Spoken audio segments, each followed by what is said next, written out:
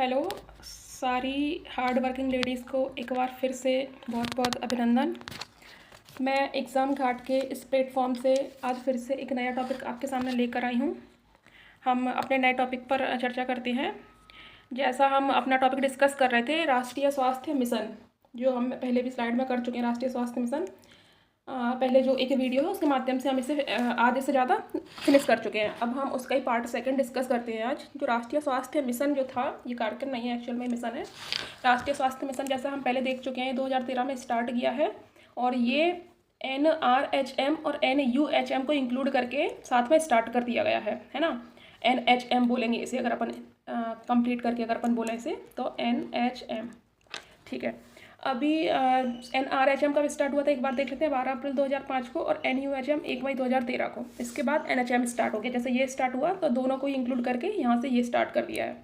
उसके बाद इसका लक्ष्य क्या होता है? न्याय संगत, सस्ती और गुणवत्तापूर्ण स्वास्थ्य देखभाल सेवाओं तक सार्वभौमिक पहुँच, मतलब हर व्यक्ति तक एक्सेस होनी चाहिए जो हेल्थ फैसिलिटीज़ हैं उसकी। और फैसिलिटीज़ भी कैसी होनी चाहिए? जो लोगों के प्रति जवाबदेह हो और उत्तरदायी हो। तो ये हम पहले भी डिस्कस कर चुके हैं, इस पर बहुत ज़्यादा प्रेशर नहीं देंगे। इसके बाद आगे बढ़ते हैं। जैसा कि लोगो दिख रहा है, फैमिली प्लानिंग कैंपेन है ना। फैमिली प्लानिंग कैंपेन है या फिर जो परिवार नियोजन कार्यक्रम है उसका लोगो है। ये क्या है? परिवार नियोजन कार्यक्रम। परिवार नियोजन कार्यक्रम क्या था अपना? वो पिछला जो क्लास था उसमें छूटा हुआ था, तो आज हम इससे स्टार्ट करते हैं और आगे बढ़ते हैं। परिवार नियोजन कार्यक्रम होता क्या है और कैसे काम करता है एक बार देख लेते हैं। इसका जो स्टार्टिंग था वो भारत सरकार ने स्वास्थ्य और परिवार कल्याण मंत्रालय के द्वारा 1952 में स्टार्ट किया था। इसके बाद 1977 में इसका नाम चेंज कर दिया। 1977 में यहाँ पे जो नियोजन है उसकी जगह पे कल्याण कर दिया, मीन्स प्लानिंग की जगह पे क्या कर दिया, यहाँ पे हो गया वेलफेयर, ठीक है। उसके बाद हम आगे देख लेते हैं कि इसको पढ़ना क्यों इंपॉर्टेंट है। क्योंकि ये जो नेशनल फैमिली प्लानिंग या नेशनल फैमिली वेलफेयर प्रोग्राम है, नेशनल फैमिली वेलफेयर प्रोग्राम, ये क्या है कि पहले 2005 में जब NRHM आया था तो उसके तहत काम कर रहा था, फिर जब NHM आ गया तो उसके तहत काम कर रहा था, और अब राष्ट्रीय स्वास्थ्य नीति के तहत चल रहा है, ठीक है। इतनी बात क्लियर है। आगे देखते हैं कि इसमें क्या क्या प्रावधान है। तो इसमें क्या है कि सबसे ज़्यादा मेन फोकस तो यही है कि प्रजनन दर, मतलब अगर मैं कहूँ टोटल फर्टिलिटी रेट, ये है कुल प्रजनन दर, है ना। इसको 2.1 तक लाना है, ये अपना मेन मोटिव है। उसके बाद यही लिख रखा है कि प्रजनन दर को कम करके जनसंख्या वृद्धि को कम करना है। प्रजनन दर जब कम हो जाएगी तो जनसंख्या वृद्धि अपने आप कम हो जाएगी। उसके बाद देर से विवाह को बढ़ावा देना, शिशु मृत्यु दर और मातृ मृत्यु दर को भी कम करना है। इसमें और भी चीज़ें इंक्लूड होती हैं, केवल ऐसा नहीं है कि प्रजनन दर पर ही मेन मोटिव मतलब फोकस है, वहाँ पे सबसे ज़्यादा प्रेशर है, लेकिन और भी चीज़ें साथ में इंक्लूड करता है ये। महिला स्वास्थ्य सुधार को बढ़ावा देना, पात्र जोड़ों को परिवार नियोजन की विधियाँ और सेवाओं की जानकारी देना, ये सारी चीज़ें आती हैं अपनी परिवार नियोजन कार्यक्रम के तहत, है ना। तो परिवार नियोजन कार्यक्रम की बहुत सारी मेथड्स भी हो सकती हैं। जैसे हम यहाँ पे ब्लैंक पेज लेकर के एक बार डिस्कस कर लेते हैं क्या क्या। तो परिवार नियोजन कार्यक्रम की बहुत सारी मेथड्स में कैसा हो सकता है? एक हार्मोनल मेथड होती है। हार्मोनल में क्या करते हैं अपन? जो गर्भ निरोधक दवाइयाँ होती हैं, पिल्स वगैरह होती हैं, इंजेक्शंस होती हैं, उनका प्रयोग करते हैं, है ना। तो ये हार्मोनल हो गया। उसके बाद एक होता है अपना बैरियर मेथड्स। तो बैरियर मेथड्स में क्या होता है कि कोशिश ये रहती है, मतलब ऐसा कंसेप्ट है कि जो मेल का जो स्पर्म है वो फीमेल के एग से मतलब मिक्स नहीं हो पाए, मिल ना पाए, है ना। तो जिससे जायगोट ना बने, और जायगोट नहीं बनेगा तो अपने आप फर्टिलिटी रेट कम रहेगी, मीन्स भ्रूण बनने की संभावना नहीं रहेगी। तो वो हो गया बैरियर मेथड्स। और भी बहुत सारी मेथड्स होती हैं, अब जब अपन क्लिनिकल बेसिस से उसको पढ़ेंगे तो डिस्कस करेंगे कभी। ये हो गया परिवार नियोजन कार्यक्रम। उसके बाद फिर हम आते हैं अपने आगे के टॉपिक पे। अब मैं यहाँ पे बता दूं कि हम इस टॉपिक को डिस्कस कर रहे थे, है ना। पिछले क्लास में जितनी भी मैंने आपको स्कीम्स पढ़ाई हैं, जननी सुरक्षा, जननी शिशु सुरक्षा, राष्ट्रीय बाल स्वास्थ्य कार्यक्रम, तो इसमें ही हम पढ़ रहे थे। ये जो एक घटक है, एक्चुअल में जो नेशनल हेल्थ मिशन है उसके 4 घटक देखे थे अपन ने। एक ये वाला घटक हो गया, एक हेल्थ, जो भी हेल्थ फैसिलिटीज़ है उनको बेहतर कैसे किया जाए वो घटक था। एक होता है कि संचारी रोग, मतलब कम्युनिकेबल डिसीजेस हैं, वो कंट्रोल कैसे की जाए, और नॉन कम्युनिकेबल डिसीजेस को कैसे कंट्रोल किया जाए। तो आज हमें ये जो कंपोनेंट था RMNCHA and N, means reproductive, maternal, newborn, child and adolescent health, मतलब प्रजनन स्वास्थ्य, मातृ स्वास्थ्य, नवजात स्वास्थ्य, बाल स्वास्थ्य और किशोर स्वास्थ्य एवं पोषण। तो आज हम अपना मेन प्रेशर कहाँ पे देंगे? इस पर, न्यूट्रिशन पर, पोषण पर, ठीक है। अब अपने को यही पढ़ना है, आज जो टॉपिक है मेन वो।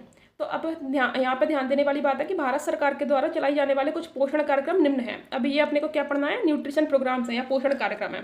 कौन कौन से पोषण कार्यक्रम एक बार देख लेते हैं। सबसे पहले एनीमिया मुक्त भारत, कि ऐसे इस तरह से न्यूट्रिशन देना है कि एनीमिया ख़त्म हो जाए, है ना, एनीमिया मुक्त भारत हो जाए। उसके बाद नेशनल डिवॉर्मिंग डे, मतलब जो एक कीड़ा होता है जो मृदा से बच्चों में फैलता है, तो उस वॉर्म से बचाना है बच्चों को। उसके बाद है माँ इनिशिएटिव, मतलब छोटे बच्चों के लिए जो माँ जो है मदर्स एब्सोल्यूट अबॉलिशन, उसके बारे में अपने को पढ़ना है इसमें, है ना, मदर्स एब्सोल्यूट अफेक्शन, सॉरी। उसके बाद फिर हम देखते हैं LMCs और CLMCs, ये अपने को देखना लैक्टेशन सेंटर्स बनाए जाते हैं अलग अलग हॉस्पिटल्स में और कुछ जिला अस्पताल वगैरह में, उनके बारे में देखना है। फिर एक है NRC, तो ये रिहेबिलिटेशन सेंटर है न्यूट्रिशन से रिलेटेड बच्चों के लिए, जो बच्चों को कुपोषण बहुत ज़्यादा गंभीर है उनके लिए।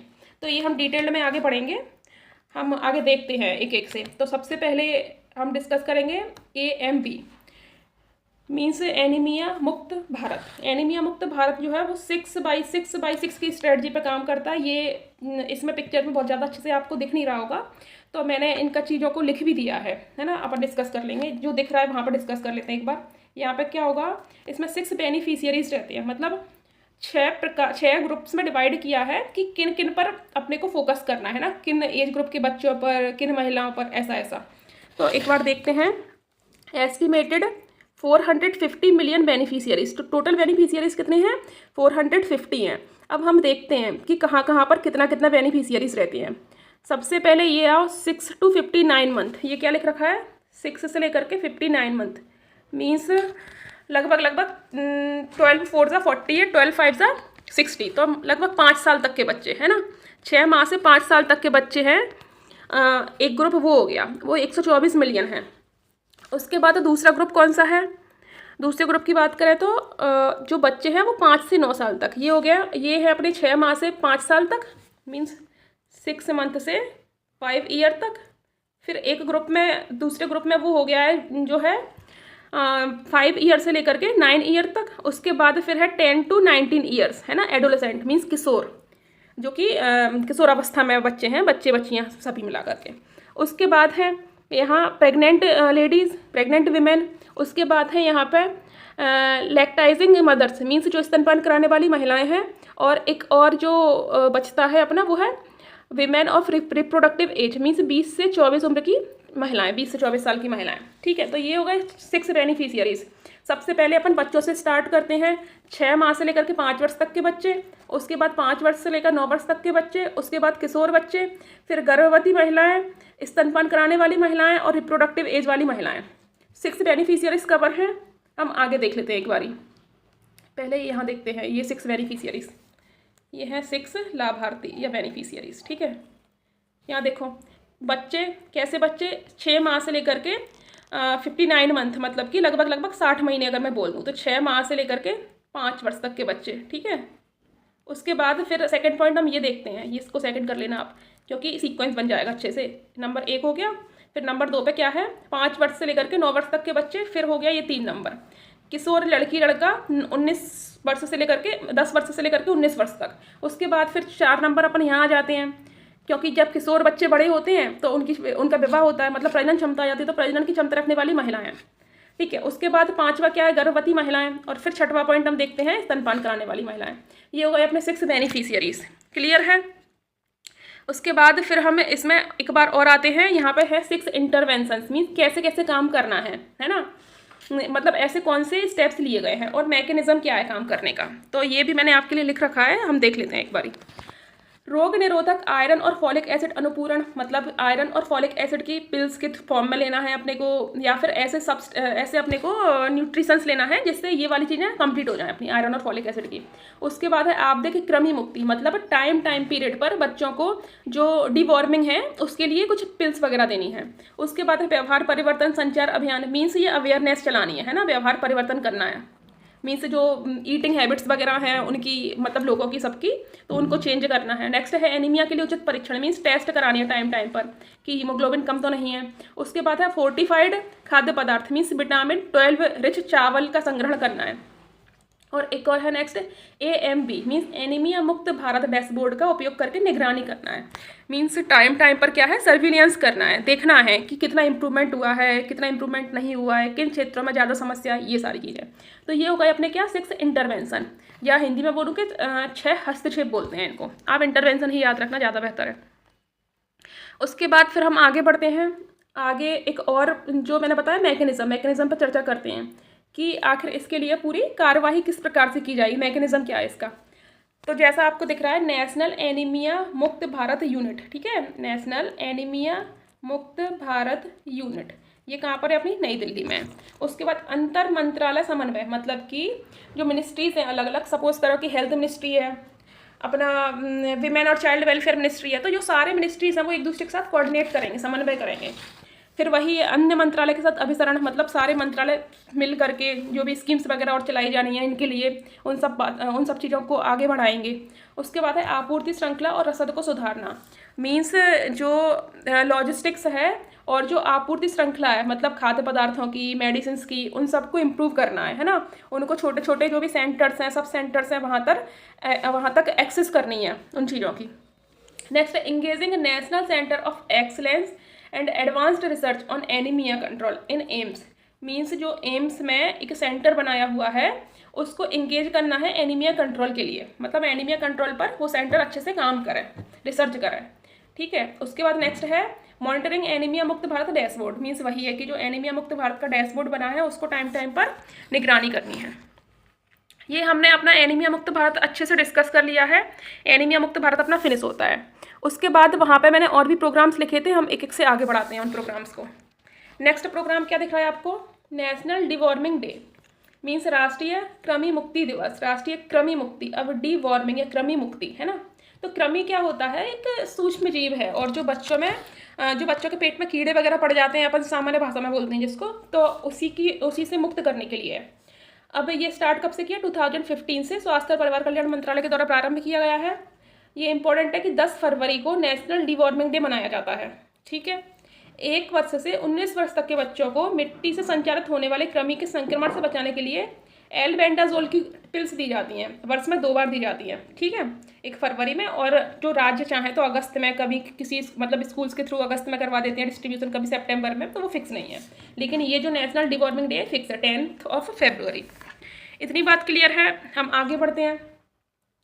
आगे ये दिख रहा है आपको, है ना, तो ये क्या है, माँ मीन्स क्या है, मदर्स एब्सोल्यूट अफेक्शन, मतलब मदर का अपने बच्चे के लिए एक अफेक्शन है, प्रेम है ना, एक संकल्प। अब क्या है, declaring 2016 as year of intensification of breast feeding promotion, means breast feeding है जो, या स्तनपान जो कराया जाता है माँ के द्वारा, वो उस पर ज़्यादा बल दिया है यहाँ पर।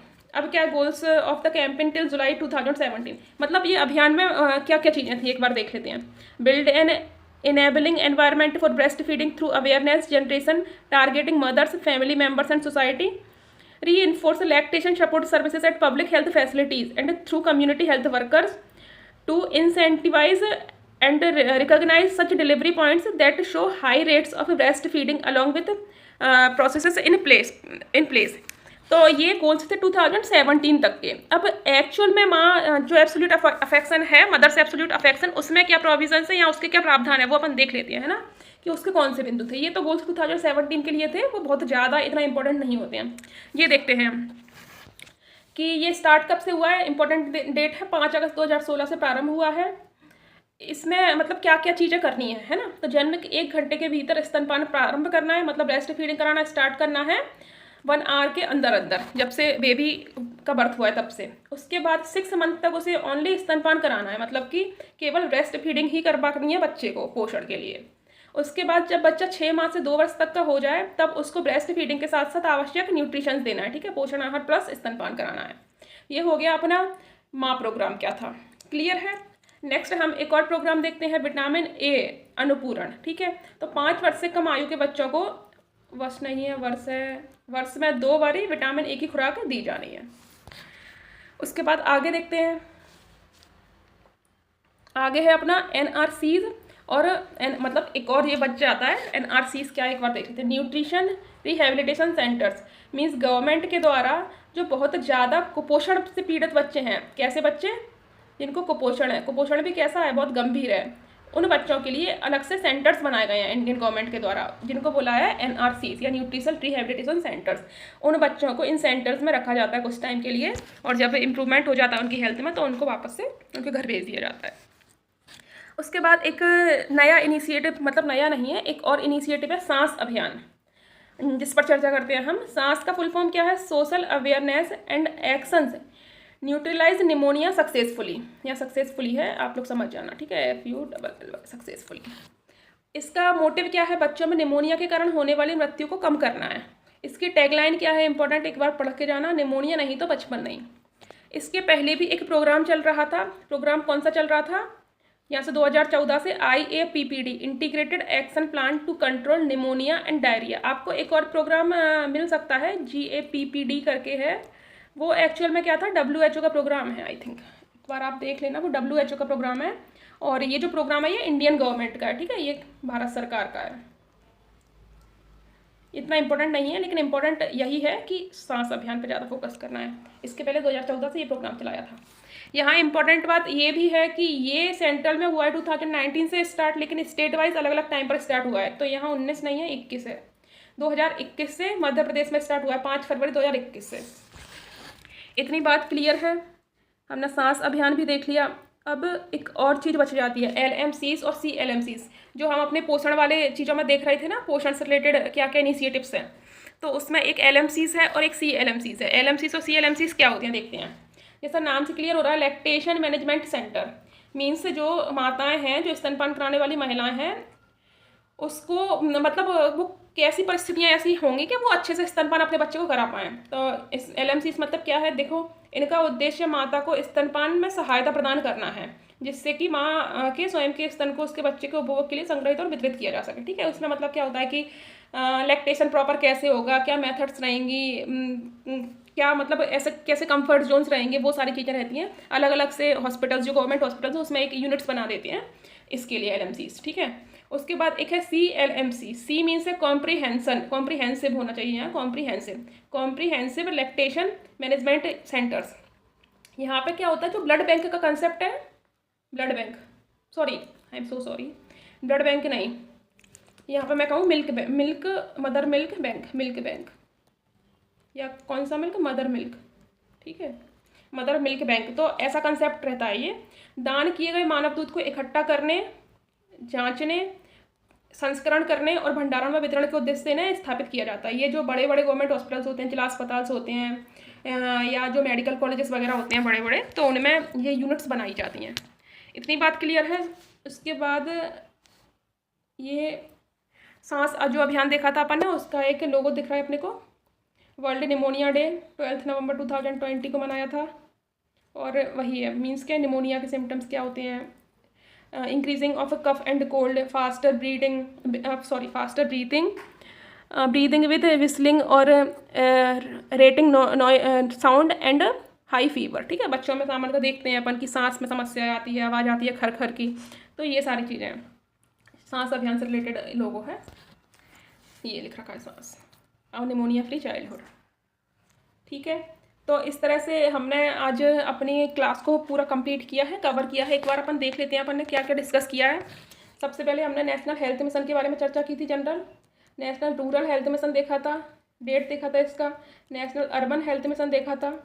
उसके बाद फिर हमने उसके बाद हमने नेशनल फैमिली वेलफेयर प्रोग्राम के बारे में डिस्कशन किया था। ये जो प्रोग्राम था कब स्टार्ट हुआ था, तो 1952 में स्टार्ट हुआ था। उसके बाद 1977 में अपन ने 1977 में इसका नाम चेंज करके देख लिया था, मतलब क्या नाम हो गया था, ठीक है, वेलफेयर हो गया था प्लानिंग की जगह पे। उसके बाद फिर हमने क्या डिस्कस किया था, कुछ न्यूट्रिशन से रिलेटेड प्रोग्राम्स डिस्कस किए थे। न्यूट्रिशन से रिलेटेड प्रोग्राम में भी क्या क्या डिस्कस किया था, एनीमिया मुक्त भारत AMB डिस्कस किया था।